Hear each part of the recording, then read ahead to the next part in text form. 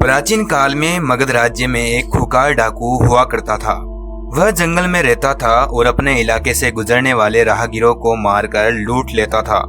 उसकी दरिंदगी इतनी ज्यादा थी कि वह राहगीरों को मारकर उनकी अंगुलियां काट देता था, फिर उन उंगलियों की माला बनाकर पहनता था।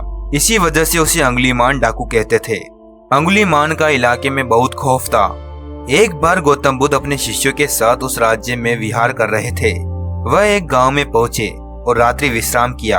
वहां के लोगों में एक अलग तरह का खौफ था। जब बुद्ध ने उनसे डरने की वजह पूछी तो उन्होंने कहा कि हमारे पास के जंगल में अंगुलीमान नाम का एक खूंखार डाकू रहता है। वह लोगों को बड़ी बेरहमी से मार डालता है। यहाँ और आसपास के गांवों के कितने ही लोगों को वह मार चुका है।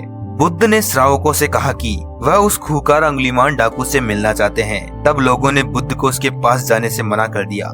उन्होंने कहा कि उसके सामने जो भी आता है वो उसे मार डालता है। आप क्यों अपनी जान जोखिम में डाल रहे हो? मगर बुद्ध ने लोगों की एक ना सुनी और कहा कि वह उस डाकू से जरूर मिलेंगे। बुद्ध की यह जिद देखकर उनके शिष्य भी भयभीत हो गए।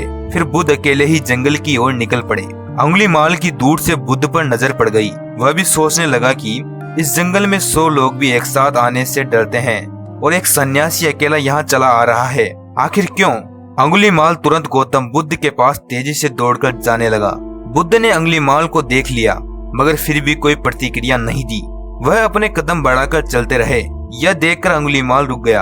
अंगुलीमाल का चेहरा बहुत डरावना था। उसने गले में इंसानों की कटी हुई अंगुलियों की माला पहनी हुई थी। उसकी आंखों में वहसीपन झलक रहा था मगर बुद्ध के चेहरे पर बिल्कुल भी डर का भाव नहीं था। अंगुलीमाल ने बुद्ध से कहा कि हे सन्यासी, तुम्हें मुझसे डर नहीं लगता?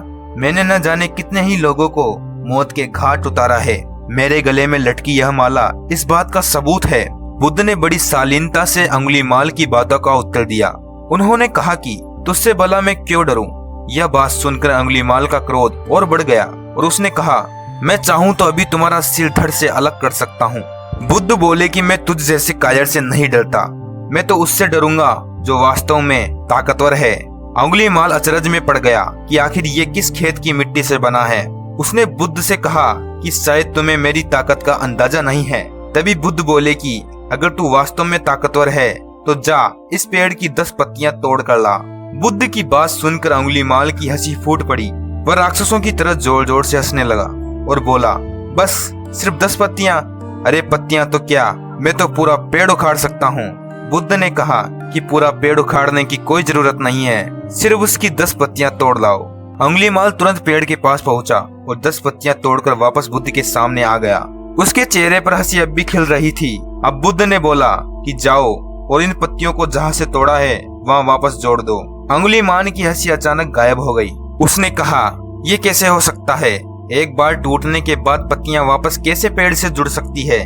फिर बुद्ध ने अंगुलीमाल से कहा कि उस चीज को तोड़कर कोई ताकतवर नहीं होता जिसे वापस जोड़ा ना जा सके। तो इंसान का सिर धड़ से अलग कर सकता है लेकिन उसे वापस नहीं जोड़ सकता। असली ताकत तो उसमें होती है जो टूटे हुए को वापस जोड़ दे। बुद्ध की बातें सुनकर वह चुप हो गया। उसके पास बुद्ध के कथन का कोई जवाब नहीं था। उसे खुद से ग्लानि होने लगी कि वह वास्तव में ताकतवर नहीं है। अगले ही पल अंगुलीमाल गौतम बुद्ध के पैरों में पड़ गया और कहने लगा कि आपने मेरी आंखें खोल दी है। अंगुलीमाल ने बुद्ध से उनकी शरण लेने का आग्रह किया। बुद्ध ने अंगुलीमाल को अपना शिष्य बना दिया और बाद में वह संत बन गया।